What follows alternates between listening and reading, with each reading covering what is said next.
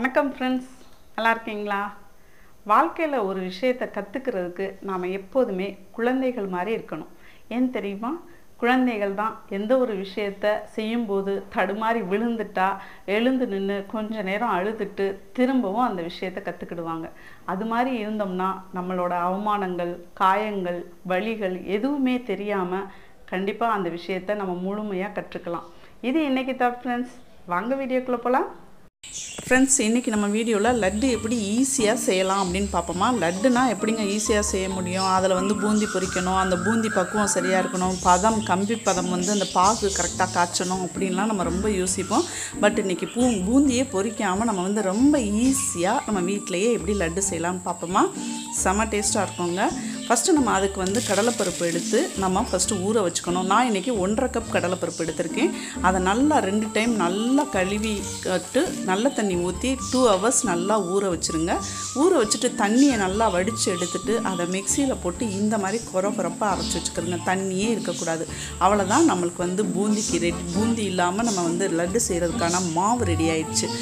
நம்ம சமையலுக்கு யூஸ் பண்ணுற குக்கிங் ஆயிலை நல்லா காய வச்சுட்டு நம்ம மிக்சியில் அடித்து வச்சுருக்க அந்த கடலைப்பருப்பு கலவையை எடுத்து சின்ன சின்ன பீஸாக அதில் எண்ணெயில் போட்டு பொரிச்சு எடுக்கணும். இதுக்கு ஷேப் அப்படிங்கிறதெல்லாம் நம்மளுக்கு அவசியம் இல்லைங்க. சும்மா அப்படியே எடுத்து கிள்ளி போடுவோம்னு சொல்லுவோம் இல்லையா, பக்கோடா போடுற மாதிரி சும்மா அள்ளி போட வேண்டியதான். இதை ரொம்ப நேரம் வேக வைக்கக்கூடாது. ஒரு 2 மினிட்ஸ் இப்படி பரட்டினா போதும். ஏன்னா இது ஆல்ரெடி ஊறி இருக்குது. நம்ம திருப்பி பாகில் வேறு போட போகிறோம். ஸோ லைட்டாக வெந்தால் போதும். இதே மாதிரி நம்ம மிக்சியில் அடித்து வச்ச எல்லாத்தையுமே இந்த மாதிரி நம்ம எண்ணெயில் போட்டு ஃபஸ்ட்டு எடுத்து வச்சுக்குவோம்.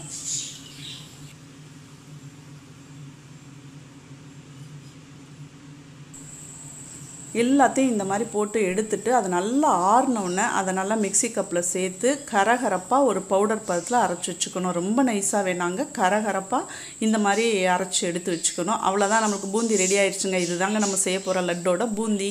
அவ்வளோதான். நம்ம இப்போ பாகு செய்வோமா. எந்த கப்பில் நம்ம கடலைப்பருப்பு அளந்தோமோ அதே கப்பில் 1.5 கப்பு கடலைப்பருப்புனா 1.5 கப் சுகர், ரெண்டும் ஈக்குவலாக தான் இருக்கணும். அதை அந்த ஜீனியை அளந்து போட்டுட்டு அது கூட 1/2 கப் தண்ணி எடுத்து நம்ம அதில் கலந்துட்டு அடுப்பில் வச்சு கிண்டிகிட்டே இருந்தோம் அப்படின்னா ஒரு கம்பி பதம் வரும். அதாவது நல்லா கொதி வந்த பிறகு கையில் எடுத்து தொட்டு இந்த மாதிரி பார்த்தோம் அப்படின்னா பாருங்கள், ஒரே ஒரு கம்பி தெரியுதா? இதுதாங்க ஒரு கம்பி பதம்.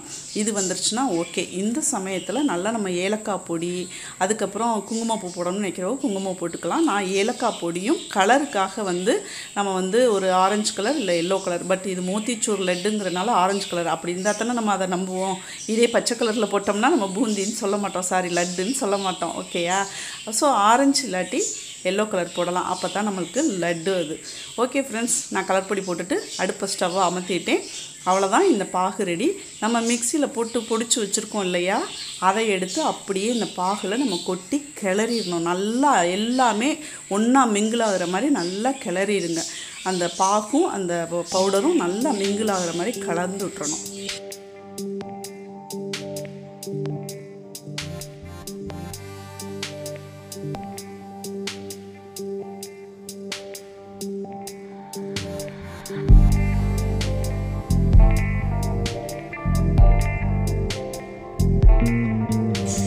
ஓகேங்க, நம்மளோட லட்டோட பேஸ் ரெடி ஆயிடுச்சு. இடையில நம்ம கண்டிப்பாக இதெல்லாம் போடணும் இல்லையா, கேஷ்யூ, அப்புறம் ட்ரை ஃப்ரூட்ஸு, அப்புறம் கல்கண்டு இருந்தால் போடலாம். அதெல்லாம் நம்ம நெய்யில் வறுத்துட்டு நம்ம அந்த பூந்தி கலவையோடு சேர்த்துற வேண்டியதான்.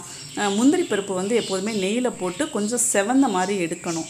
ஸோ நம்ம முந்திரி பருப்போடு சேர்த்து ஒரே நேரத்தில் நம்ம ட்ரை ஃப்ரூட்ஸையும் போட்டோம்னா இது வேறு டைம் அது வேறு டைம் ஒரு மாதிரி மாறிடும். அந்த இது நம்மளுக்கு தேவையான அந்த பக்குவம். ஸோ எப்போதுமே தனித்தனியாக போட்டிங்க அப்படின்னா கரெக்டாக இருக்கும்.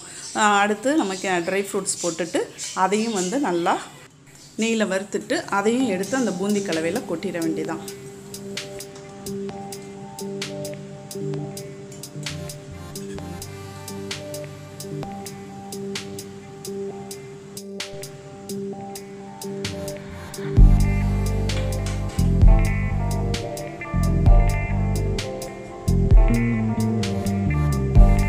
அவ்வளோதான் ஃப்ரெண்ட்ஸ், நம்மளோட பூந்தி கலவை ரெடி ஆயிடுச்சு. இப்படியே சாப்பிட்லாம். பட் லட்டுனா நம்ம உருண்டையாக தான் சாப்பிட்ணும். ஸோ என்ன பண்ணலாம், நல்லா ஆற வச்சுட்டு அதுக்கப்புறம் நம்ம கையில் வந்து லைட்டாக நெய்யை தொட்டுட்டு நம்ம வந்து நல்லா உருண்டையாக பிடிச்சி வைக்க வேண்டியதான். அவ்வளோதான், தீபாவளிக்கு லட்டு ரெடி ஆயிடுச்சு.